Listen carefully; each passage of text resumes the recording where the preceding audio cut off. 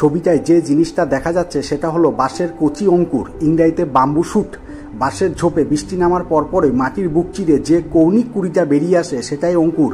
চীন, Japan, Thai, Laos, Vietnam, Korea, Nepal, Bhutan, Philippine, Indonesia থেকে শুরু করে ভারতের উত্তর পূর্বাঞ্চল, আসাম, নাগাল্যান্ড, মণিপুর, মেঘালয় সব জায়গাতে এটা খুব আদরের খাদ্য। এর জনপ্রিয়তার পেছনে আছে 3টা কারণ: ক্যালোরি কম, ফাইবার বেশি, ওজন নিয়ন্ত্রণে সাহায্য করে, vitamin A, B6, calcium, potassium, phosphorus সমৃদ্ধ, অ্যান্টিঅক্সিডেন্ট আছে, রোগ প্রতিরোধ ক্ষমতা বাড়ায়, হৃৎপিণ্ডের জন্য ভালো, কোলেস্ট্রল কমাতে সহায়ক, হাড় ও দাঁত মজবুত করে। ঐতিহ্য মতে চীনে বাঁশকে দীর্ঘায়ু ও সমৃদ্ধির প্রতীক ধরা হয়।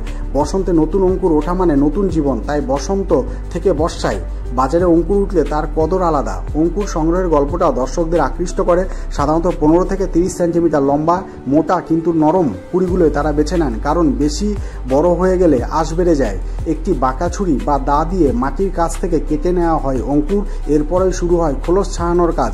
বাইরের গাঢ় বাদামি আঁশওয়ালা খোলসগুলো স্তর স্তর করে খুলে ফেললে ভেতর থেকে বেরোয় দুধ সাদা হালকা হলুদ রিং রিং করে আঁকা নরম অংশ। যেটা আপনি ছবিতে স্টাইপের মতো দেখছেন সেটা আসলে অঙ্কুরের আভ্যন্তরীণ স্তর। তাজা অঙ্কুর কাটা হলে দুধের মতো রস বেরোয়, এটাই তাজা হওয়ার লক্ষণ।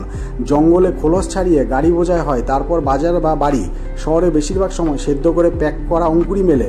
পাহাড়ি অঞ্চলে একেবারে টাটকা পাওয়া যায়। এখানে একটা গুরুত্বপূর্ণ নিরাপত্তা তথ্য আছে যেটা রান্নার কৌশল তৈরি করেছে। কাঁচা বাঁশের অঙ্কুরে স্বাভাবিকভাবে সায়ানোজেনিক গ্লাইকোসাইড থাকে।